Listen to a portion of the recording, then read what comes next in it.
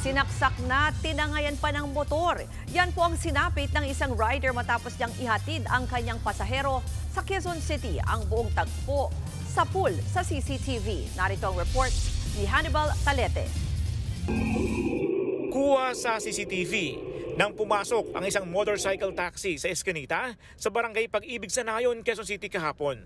Pero bigla na lang natumba ang motorsiklo at nagsisigaw ang rider. Hindi dahil natumba, kundi dahil ilang ulit siyang inundayan ng saksak ng pasahero niya.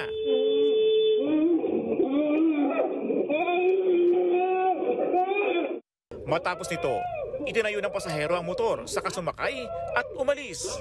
Buti may concerned citizen na dumulog sa barangay. Nakita po namin si rider, hawak-hawak po niya yung leg niya na yun nga po, puro duguan po siya. Nagpapagaling pa sa ospital ang 43 anyos na rider na nagtamo ng di bababa sa 10 saksak sa iba't ibang bahagi ng katawan. Sa investigasyon, sumakay ang pasahero sa Recto, Maynila at nagpahatid sa lugar kung saan nangyari ang pananaksak. Ginawa niyang getaway vehicle ang motor. Pero hindi naman nagalaw ang perang kinita ng rider noong araw na yun.